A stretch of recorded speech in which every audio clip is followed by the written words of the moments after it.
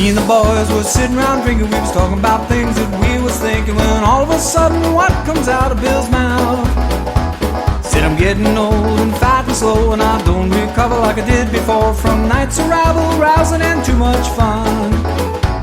Well, I looked around and we all agreed, and I had a drink and I ordered 3, and I staggered back to do it all again. Then we made an oath on a rum and coke with the best intention, I'm sure you know, that we would stop this living in excess. We're gonna have one more party, one more special occasion. Do it Mondays, Tuesdays, Wednesdays, Thursdays, holidays and weekends. We can have one more party. There's more hell we should be raising. One more party now, one more party tonight.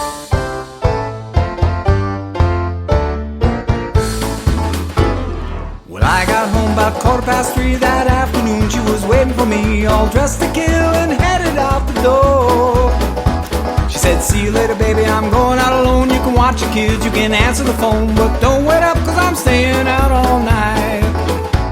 Well, I got real nervous and I started to shake, and I got the point she was trying to make. I begged her not to go. Today in Garage Bears, we're just going to have a quick little video on what we do to take care of the few animals we have. I'm going to start with watering and checking on the feed for the pigs, and then for the chickens. Those are the only 2 kind of animals we have right now. We do have a duck, I guess we're turning into a bird rescue. I don't know how we have it, but we have it. I don't know much about that, so I can pass on just a little bit that's been told to me, but that's it for now. First thing I'm going to do is so we have our big water thing there, we keep filled up. We're going to refill the poultry water. So here's what I got, one of these guys. Big thing to note.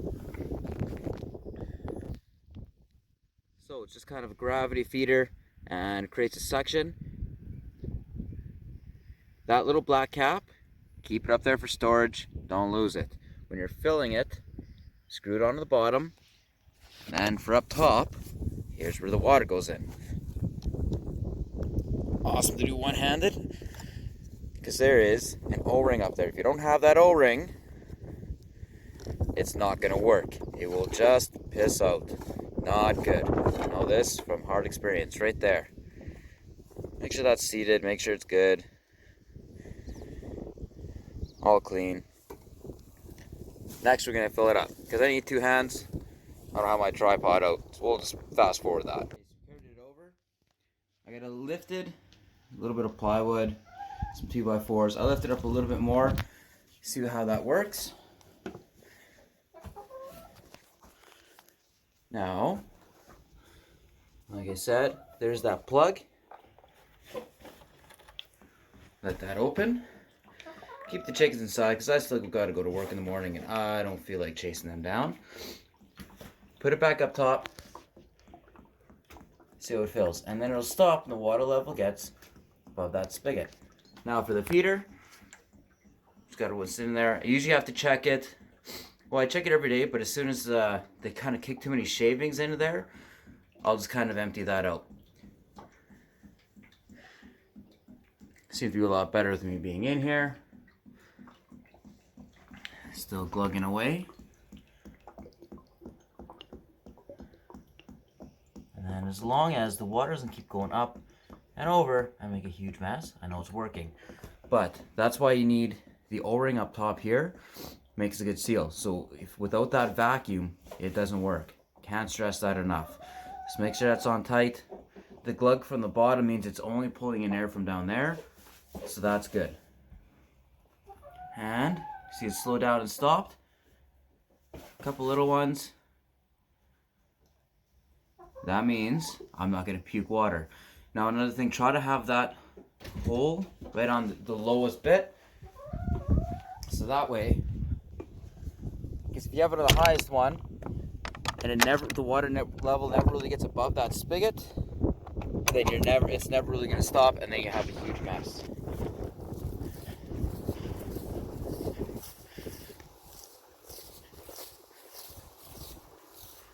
Now we have around the back. I have another water. That one needs to be cleaned a bit, but that one, all you do is you take that white bit off the top, flip it upside down, fill it with water, and then I put spin the red thing back on, put it back on top. So now I have inside and out. That's for the duck. so he can kind of get in there. I guess he needs to get in there, keep his nostrils wet or whatever. Not too sure.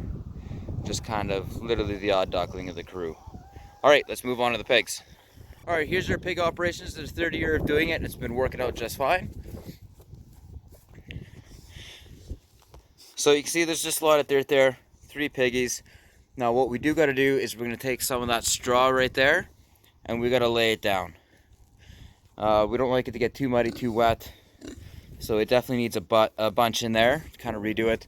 And we'll probably end up doing that later on today, because we're just waiting to see if it rains. Now you see we have an auto feeder. Again, we have it raised because these guys pretty much break everything.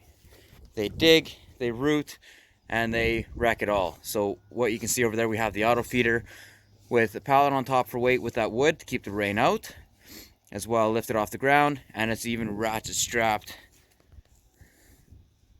I don't know if you can really see in the video, but we got a ratchet strap like just holding it all tight together. Cinder blocks at the bottom. This is a recent thing because they've been just kind of breaking through everything. The other things we do, so I got these 2 trays here. What I do at least probably about twice a day is I'll fill that one full of food, fill that one full of water. As you can tell, they spilt the water. For the food, we got our 2 buckets. We'll take the food, I'll take 2 scoops, put it in, and fill it full of water. It'll make that mush, and that's kind of made. I'll show you. I'm gonna end up just dumping it in there, give it some food and water, and I'll show you how I make it. All right, so literally just picked it up, dumped it in. That's what it is. They're happy as literal pigs in shit. Okay, here's what we got for storing our food outside, because we just get those big bags and we don't want to get a feeder. So here's what we got. We got some old freezers. They don't work. That one needs to be cleaned. That's where you keep the chicken food.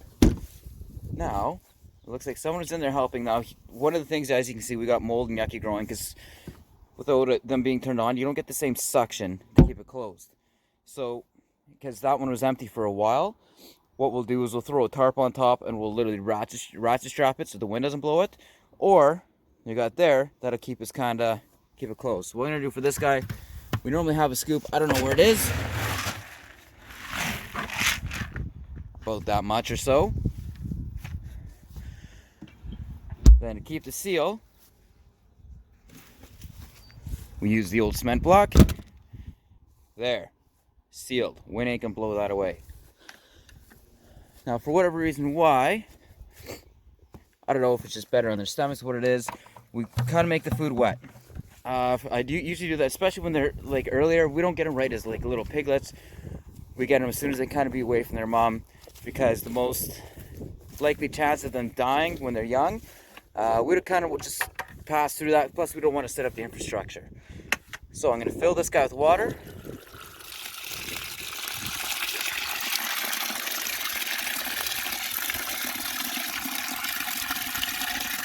Just enough so I know I can saturate all the food. So I'll put it just enough to cover, and then a little bit more.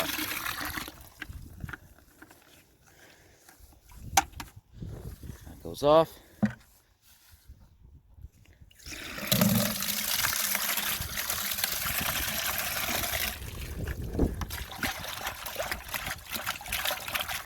Some of the most of the crap out, and if not, it doesn't matter, because it's all going in. They love it anyways.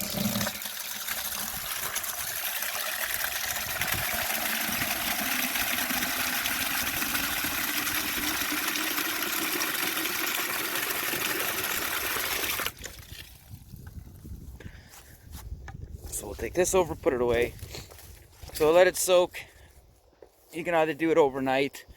Usually whenever I get rid of one, I make the next one for the next meal, so it'll be all nice and gross for them. Now for the water bucket, I have these handy little maneuvering sticks. I don't know what Melissa was having on with that tire in there. I don't know, just a toy or what. But since I don't really feel like crawling in all that mud,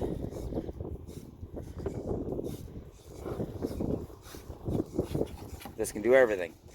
As you can see, they get in the way and make life just awesome and challenging no matter what they do.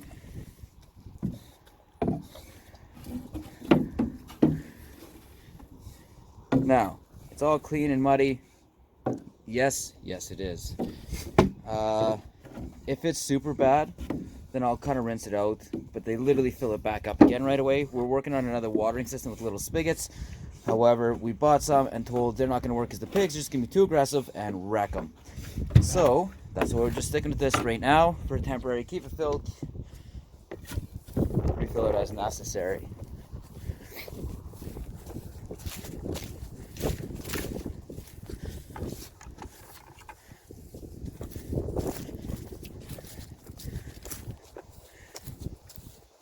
Now the other thing we noticed, we want to make sure, so that corner there is where they poop. They literally, these pigs are a little bit different, they're a little odd. They'll literally jam their butts against the wall and then take a dump. So that's why I'll keep the food and water over here. That's where they sleep. And that one's not too bad. Try to keep everything a little bit separate because, again, they just make a huge god-awful mess. All right, need my other hand to pour.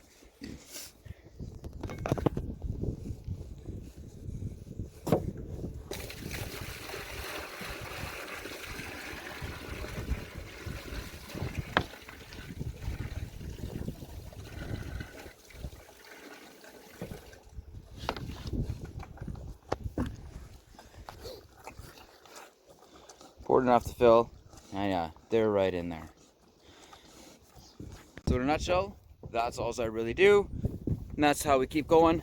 Could make a video on how we butcher them and all that, but I recommend that you actually go to someone who knows what they're doing a lot better. We're actually bringing in a friend who's a butcher this year. Some guys that we, Butcher Boys I believe they're called, those guys are awesome. We get a lot of tips from them on whenever we comes time for butchering. So I'll leave that to someone else, someone a little more expert.